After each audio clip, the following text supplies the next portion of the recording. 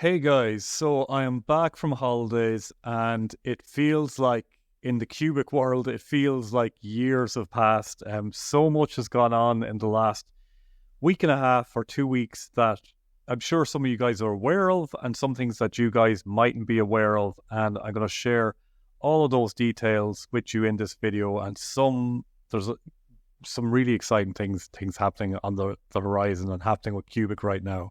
So let's get into it.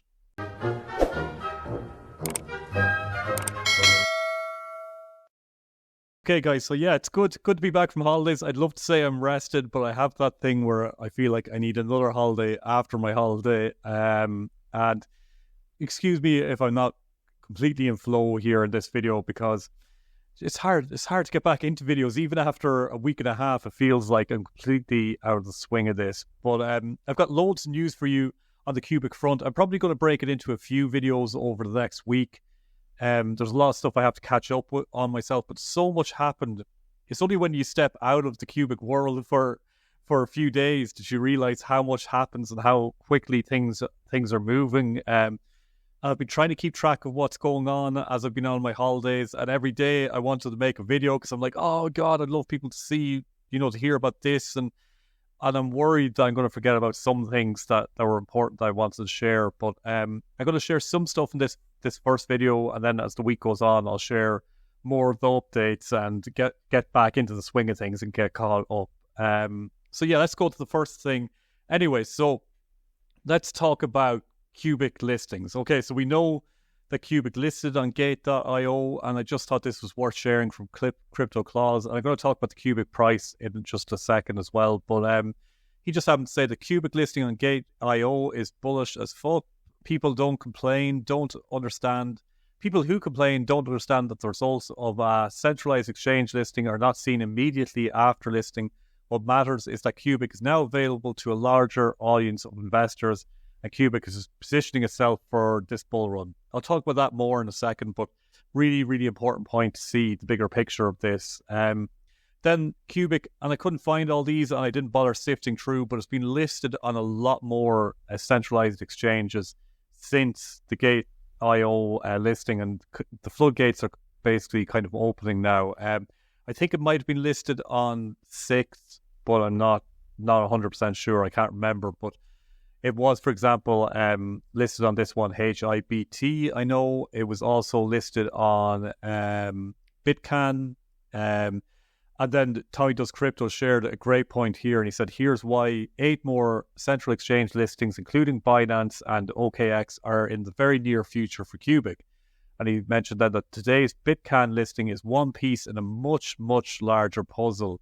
Bitcan is the leading global crypto brokerage exchange. It is the official brokerage partner of Binance, OKX, Gate, MEXC, Bitfinex, PoloDX, or whatever that is, how you pronounce that, Huobi, and Bit.com. All now are a step closer to integrating Qubic on their platform too. Really important point that Tommy's making here is, that Bitcan, it's basically like the test run for listing on these bigger exchanges over time, and that's gonna be really beneficial for Qubic in the long run. Let's talk about short term. So Qubic price today is around 5,300 for a billion Qubic, and that price dropped a lot after the Gate listing. And I think a lot of people were expecting that the Gate listing was going to happen and we were all going to be millionaires overnight. Now, I just want to point out, I was not one of those people. If you watch my videos or anything like that, and I try to always stay on the fence a little bit if I can, because I'm not some sort of trading, and I don't do trading analysis or anything like that. I don't do market analysis, but just with experience in the market, I'm beginning to see trends, and I kind of know what to expect to some extent. But when it came to, I don't, by the way, I'm going to actually start looking at doing some trading analysis and stuff in the future and learn a bit more of that. And I might throw something in, but I never want to go and kind of say, I think this is going to dump after a listing, or I think the price is going to pump from here or dump from here. I always try to be neutral and just long-term, my view. And my long-term view is that Qubic will go up in value substantially in the next, it could be next year, could be the next 4 years. And when I say substantially, I'm thinking, initially, I'm hoping it'll go up to a market cap of something like 5 billion, maybe during this bull run, 10 billion. And then long term, I think sky's the limit for this project, but nothing's guaranteed. And, I'm going to talk about that in more videos, the way a lot of people would say, with legitimate reasoning, that this bull run mightn't be as big as we're all expecting. But I don't want to FUD it. I think Qubic's should be a big winner. Nothing's ever guaranteed, but I don't want to just fill you with all this information like, it's going to pump to the moon, like I see all over Twitter and in other videos. Nothing's ever guaranteed, but this project, and we'll talk about it more in this video, it should be really, really successful. And I just want to share, just to show you that after the Gate IO listing, I wasn't necessarily expecting something to pump. So I made this one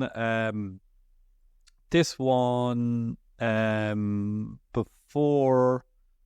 Yeah, so I think I made this one before the Gate IO listing, and maybe this one came right after, or it might have been right before.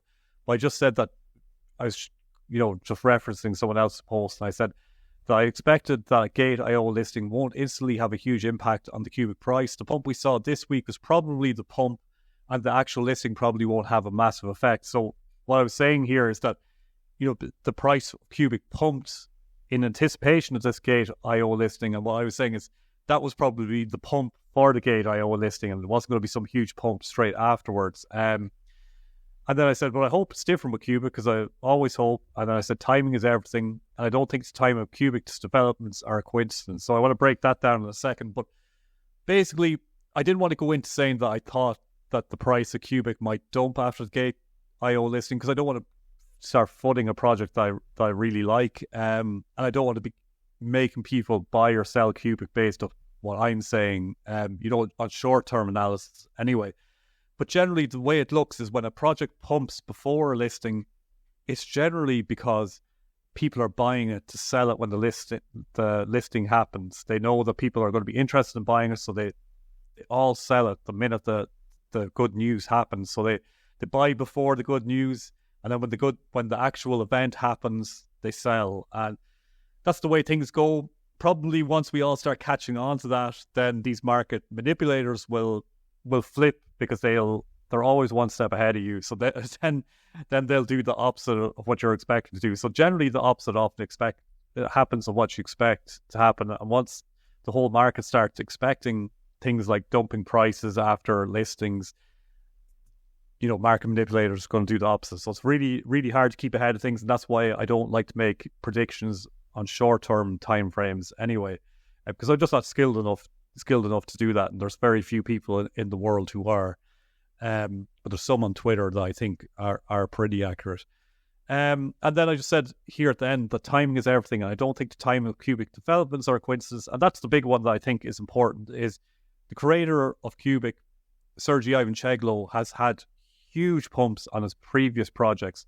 He's super well connected, super smart guy, appears to be. I don't know the guy, but he appears to be a super smart guy and super successful in the past. And this timing of Qubic listing on these exchanges, I think it's just in preparation for a pump and a preparation for things to happen. But it could be a coincidence either. I don't know that. I'm not saying I'm the oracle or I know any of this, but it just feels like the stars are aligning a bit for Qubic, in my opinion.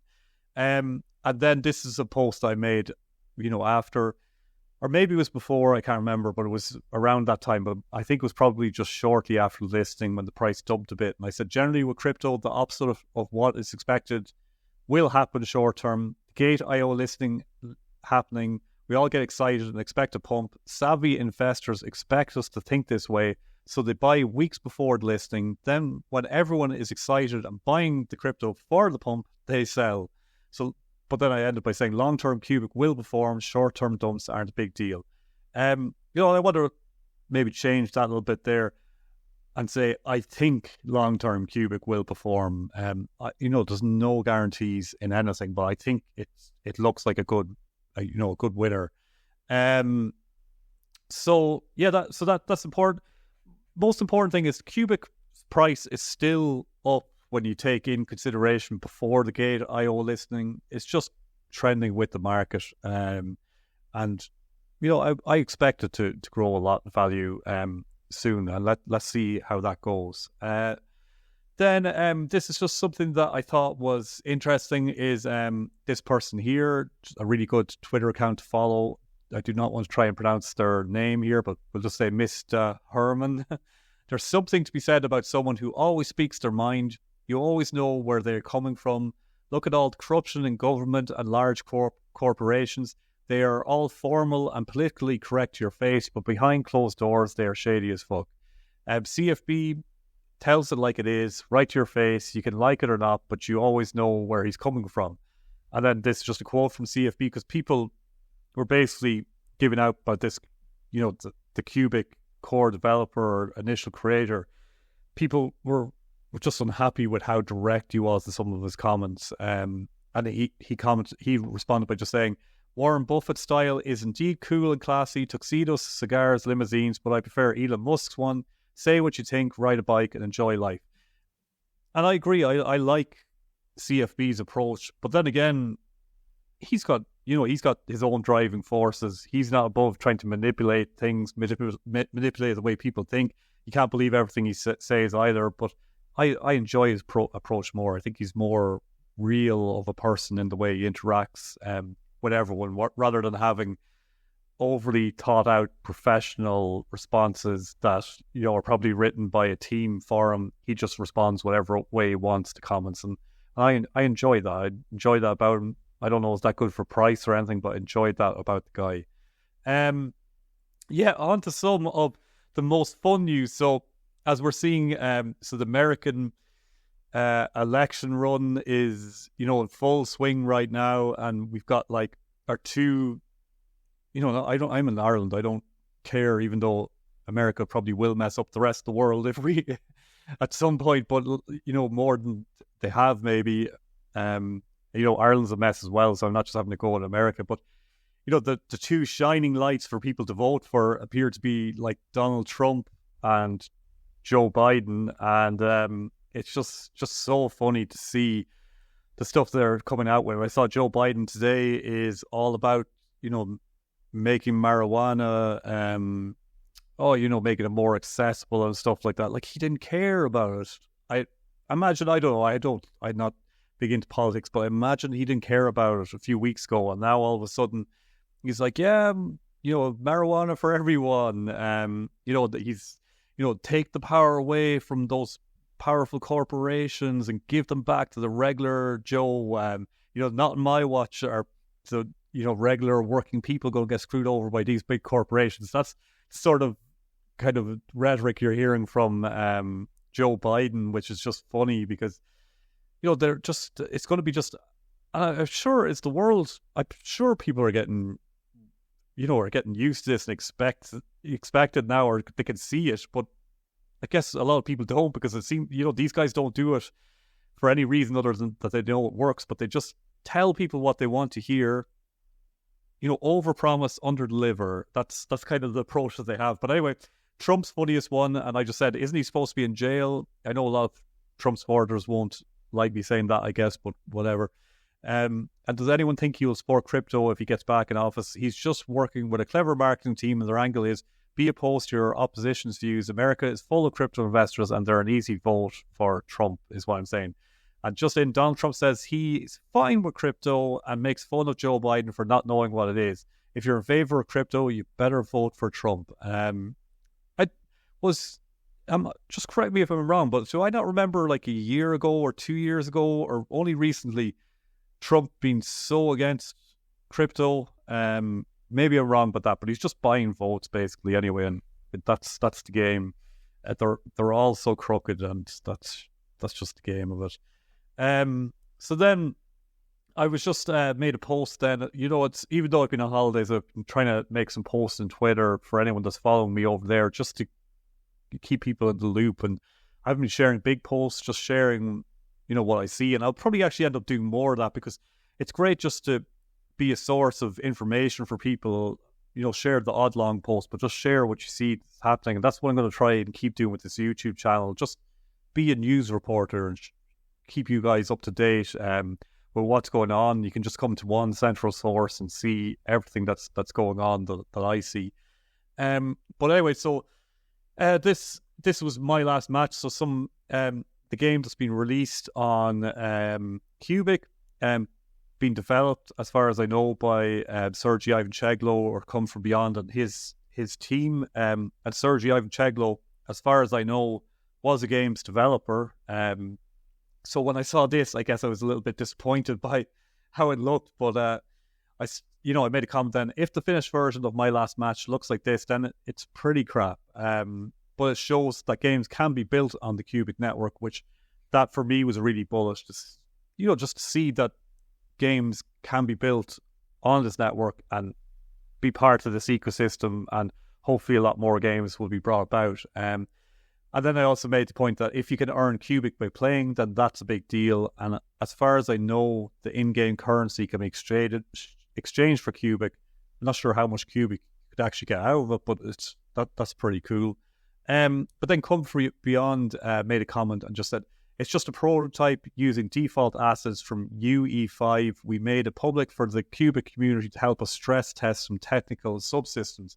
And that's really important. So this game is still far out, and they're just working off a prototype. And I don't understand what UE5 is, but some people have explained it to me, and it's just I think like it's a standard games engine or something like that, and you can take assets from that games engine and put them into your game. That's my best understanding. And they just took basic things and created a prototype game, because if you had a fully working game, it's way harder to roll that out for stress tests. So they just wanted to stress test the Qubic system basically, and or whatever system they're using. And that's interesting just to see the developments happening in this game. And it's going to be bullish, and it's going to burn a lot of Qubic when it's launched, which is going to make the Qubic network more deflationary. So that's pretty cool. Okay, so then this guy, so my favorite Twitter account right now, and if you like Qubic, this is the account to follow online, and please follow my account as well. But this is the account to go to for a central source of information, way more technical, way more clever than I will ever give you. And this person is a developer with Qubic, and he's an independent developer, so he's not actually working with Sergei Ivancheglo. He's developing on his own end, and he's the guy that's built the first exchange on Qubic, and he's building the user interface now and adding liquidity pools and all sorts of stuff. But this guy or a girl, I just always think of developers as guys, but could be a guy or a girl.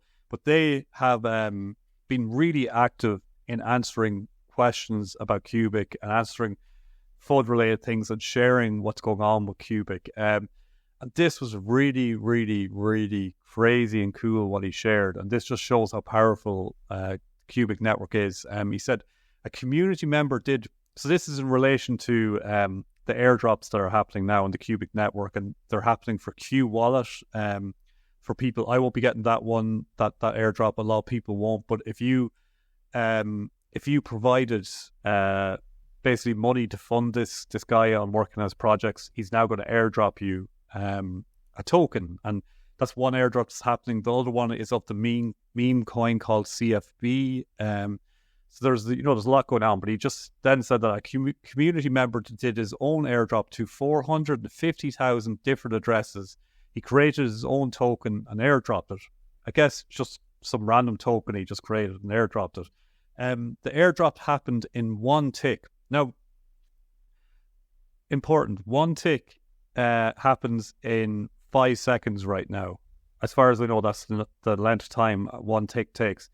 But later this year, one tick is going to be sub-second. So it's going to take less than a second. So this 450,000 airdrop to 450,000 different addresses will currently happened in about 5 seconds, and by the end of this year it'll happen in 0.01 of a second or something like that. It'll be way quicker, so less than a second. And he said that theoretically we can do 1,024 different airdrops in one tick.